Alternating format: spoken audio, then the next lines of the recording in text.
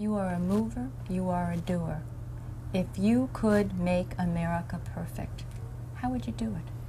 Well, I think that America is a country that has tremendous, tremendous potential. I think that much like the mind, I think that America is using very, very little of its potential. I feel that this country with the proper leadership can go on to become what it once was. And I hope, and certainly hope, that it does go on to be what it should be. What should it be? Well, it should really be a country that gets the respect of other countries. Is respect the most important thing in your opinion? Well, respect can lead to other things. When you get the respect of the other countries, then the other countries tend to do a little bit as you do, and you can create the right attitudes. The Iranian situation is a case in point. That they hold our hostages is just absolutely and totally ridiculous. That this country sits back and allows a country such as Iran to hold our hostages, to my way of thinking, is a horror. And I don't think they'd do it with other countries. I honestly don't think they'd do it with other countries. Obviously, you're advocating that we should have gone in there with troops, etc., and brought our boys out. I absolutely feel that, yes. I don't think there's any question, there's no question in my mind. I think right now would be an oil-rich nation, and I believe that we should have done it, and I'm very disappointed that we didn't do it, and I don't think anybody would have held us in abeyance. I don't think anybody would have been angry with us, and we had every right to do it at the time. I think we've lost the opportunity. For some people, the ultimate goal in life has been becoming the President of the United States. Would you like to be the President of the United States? I really don't believe I would, Rona, but I would like to see somebody as the President who could do the job, and there are very capable people in this country. Most people who are capable are not running for office. Most men are frightened of politics today. It is a shame, isn't it? Yes. It is a shame. The most capable people are not necessarily running for political office, and that is a very sad commentary on the country. They had major corporations and they had this and that, but they are not running for political office. Why wouldn't someone like yourself run for political office? You have all the money that you possibly need. You've accomplished a great deal, even though you are only 34.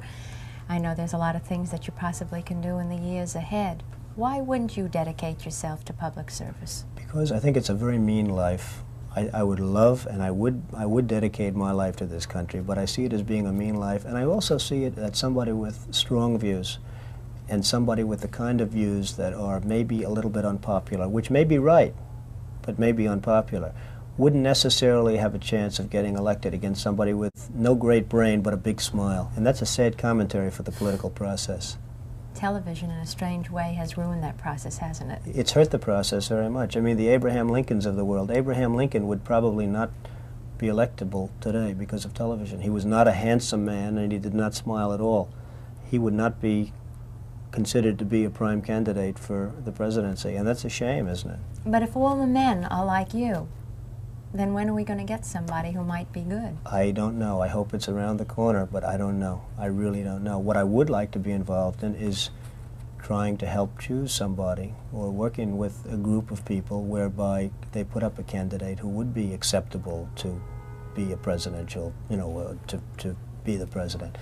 The country, if we had the one man, and it's really not that big a situation. You know, people say, well, what could anybody do as president? The one man could turn this country around. The one proper president could turn this country around. I firmly believe that.